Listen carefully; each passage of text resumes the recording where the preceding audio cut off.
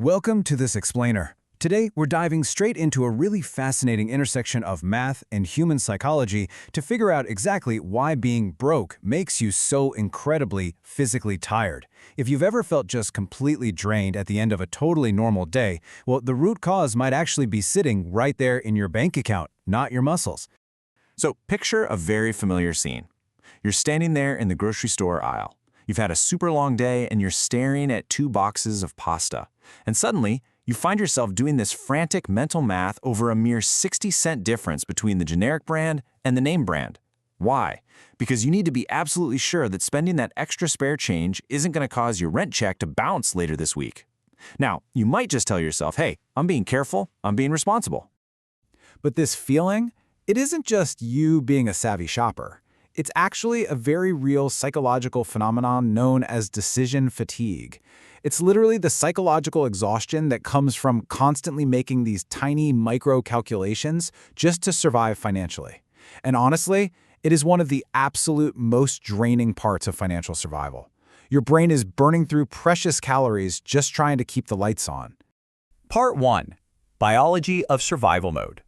What's really fascinating here is what happens to our neurobiology.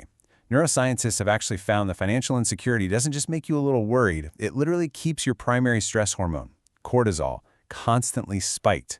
When you don't have a financial safety net, your brain isn't just budgeting numbers on a spreadsheet. No, its ancient programming is constantly scanning your environment for mortal threats. You are basically trapped in a perpetual state of fight or flight.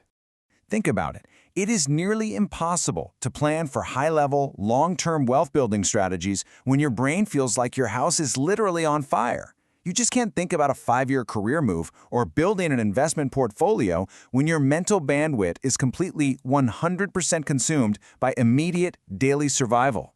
Part 2. The micro-decision tax. Every single day, you're forced to make thousands of tiny financial choices. Should I grab a $3 coffee to get through the afternoon slump?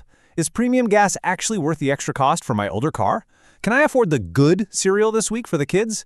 Individually, sure, these seem completely harmless. But collectively, burning through all these micro-decisions completely drains your precious mental energy.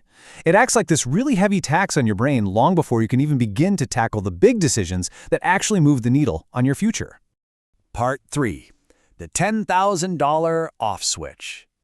Now this is where it gets really good. Reaching the specific financial milestone of $10,000 acts as an invisible off switch for all that midnight anxiety.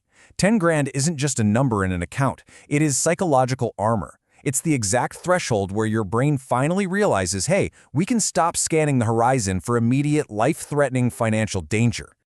Once you have that $10,000 cushion saved up, suddenly 90% of those exhausting daily survival calculations become completely irrelevant. Think back to that pasta aisle for a second. You aren't picking the generic pasta out of a deep fear of overdrawing your account anymore. You're simply making a choice based on what you actually prefer to eat. This massive shift leaves you with that vital 10% of mental energy, preserved solely for high-level decisions. So, the crucial takeaway here is that this creates what we call the emergency fund effect. The primary benefit of this money isn't actually spending the cash at all. It's the profound peace of mind just knowing it's there. Having this buffer downgrades an unpredictable event, like, say, your car's check engine light randomly coming on, from a total chest-tightening panic attack to just a minor temporary inconvenience. That shift alone is an absolute lifesaver for your daily health and your relationships. Part 4. Reclaiming the power of no. When you aren't constantly gasping for financial air, you gain something incredibly powerful: walking away money. This is the financial foundation that gives you the absolute ability to say no simply because you don't desperately need that very next paycheck to survive. I mean, just imagine the raw power of being able to say no to a toxic boss who makes your life a living hell simply because your basic survival is no longer tied to their whims. It's a total game changer. You know what else you can finally say no to? The success mirage. It's pretty easy to see how the system, the banks, the dealerships, they all want to keep us trapped in that decision fatigue loop. They push the $70,000 truck or the $500,000 starter home because people living in survival mode, well, they're a captive audience. But that whole shebang is just a mirage designed to keep you stressed out. Real wealth is having the freedom and the mental bandwidth to navigate life on your own terms without being completely tethered to massive monthly payments. Because real wealth is freedom. It's not the equity in a giant house you can barely afford to heat, and it certainly isn't a shiny object sitting in your driveway that's depreciating by the minute. True wealth is the mental space to actually design a life you want to live, completely free from the exhausting, heavy burden of constant calculation. Now, the hardest part of this entire journey isn't the math at all. It's making an identity shift. First, you have to become the type of person who values future autonomy way more than today's fleeting social status. Second, you gotta start small. Even if it is just $25 a month, just begin. Third, prove to yourself that you control your money, not the other way around. By building that foundation today, you're proving to yourself that you are finally in the driver's seat. So, let me ask you this. Are you ready to stop sweating the small stuff and finally buy back your mental bandwidth? It is time to put your freedom first. Make it a goal to hit that first $10,000 milestone. And when you do, take a huge deep breath. That heavy exhaustion will lift, for sure. Your future self is counting on you to take back control right now.